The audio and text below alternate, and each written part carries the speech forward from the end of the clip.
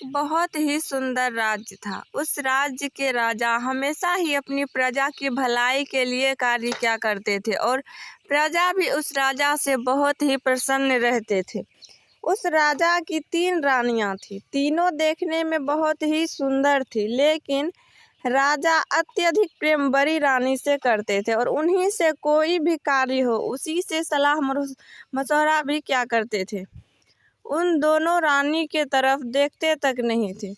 एक दिन दूसरी रानी ने छोटी रानी से कहा, महाराज तो हमें भूल ही गए हैं। महाराज तो सिर्फ बड़ी रानी से ही अत्यधिक प्रेम करते हैं और उन्हीं के पास हमेशा रहते हैं। हम दोनों की तरफ तो देखते तक नहीं हैं।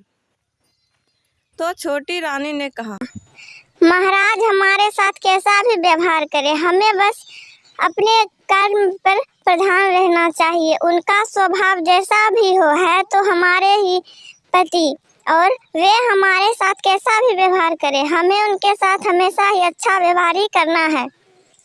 एक दिन राजा अपनी बड़ी रानी के साथ बगीचा में बैठे थे और बड़ी रानी से बोले, रानी, मैं आपके बिना जीवित नहीं रह सकता हूँ।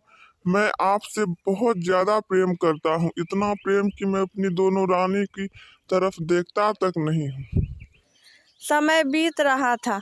एक दिन राजा बीमार पड़ गए और बड़ी रानी ने कहा, महाराज, हमने चारों तरफ से वैद्य बुलवा लिए, बड़े बड़े वैद्य हकीम भी आए, लेकिन आपका स्वास्थ्य ठीक नहीं हुआ है।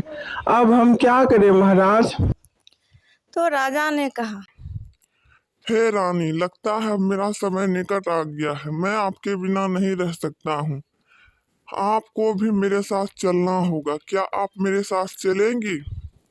तो बड़ी रानी ने कहा, महाराज, मेरा अभी बहुत उम्र शेष है, मैं आपके साथ नहीं जा सकती हूँ। मुझे अभी पूरा दुनिया देखना है और मेरा अभी जाने का समय भी नहीं हुआ है, इसीलिए मैं आपके साथ नहीं जा सकती। राजा निराश हो गया। फिर उसने दूसरी रानी से पूछा, रानी, क्या आप मेरे साथ चलेंगी? मेरी बड़ी रानी ने तो मना कर दिया, जिसे मैं इतना प्रेम करता हूँ, उन्होंने तो मना कर दिया। क्या आप मेरे साथ चलेंगी? तो दूसरी रानी ने कहा, महाराज, जब आप अच्छे थे, स्वस्थ थे, तब तो आप सिर्फ बड़ी रानी के ही पास रहते थे। हम लोगों की तरफ तो देखते तक नहीं थे और आज आप जब अंतिम समय में हैं तो कह रहे हैं कि मेरे साथ चलोगी। नहीं महाराज, मैं आपके साथ नहीं जाऊंगी, बल्कि आपके मरने के बाद तो मैं दूसरी शादी कर लूंगी और आराम से रहूंगी। आपने हमें दिया ही क्या है? आप सिर्फ बड़ी रानी के पास ही रहते थे। राजा उन दोनों रानी की बात सुनकर उदास हो गए और अपने व्यवहार पर पछताने लगे। उसके पास यह हिम्मत नहीं थे कि वह छोटी रानी को भी बुलाकर पूछे, लेकिन छोटी रानी सब बात सुन रही थी। वे राजा के पास आए और बोले, महाराज, मैं आपके साथ चलूंगी। मैंने हमेशा ही आपको अपना सब कुछ माना है और मैं आपको अंतिम समय में अकेला नहीं छोड़ सकती हूँ।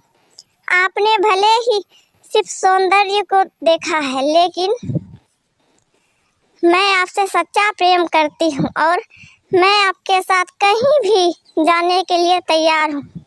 भले ही आप जीवित रहकर मुझ पर कभी ध्यान नहीं दिए, लेकिन मरने के बाद तो मैं आपके साथ जरूर रहूंगी।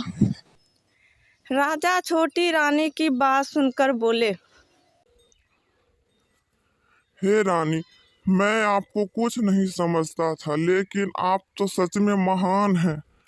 मैंने हमेशा ही बड़ी रानी की सुंदरता पर ध्यान दिया और हमेशा ही उसे ही सबसे ऊंचा दर्जा दिया, लेकिन आज जब मेरा अंतिम समय आया तो उस रानी ने भी मुझे धोखा दे दिया और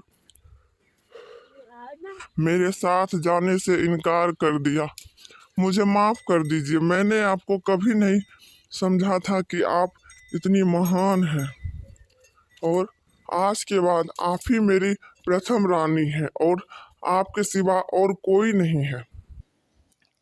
ऐसा कहकर राजा ने अपना सब कुछ उस छोटी रानी के नाम कर दिए और सबसे ज़्यादा मान सम्मान उस छोटी रानी को ही देने लगे। जिस पर व्यक्ति ज़्यादा विश्वास करते हैं अधिक, उसी से विश्वास तोड़ने की उम्मीद होती है, और जिससे कोई उम्मीद ना हो वही हमारा सारा उम्मीद पूरा करते हैं।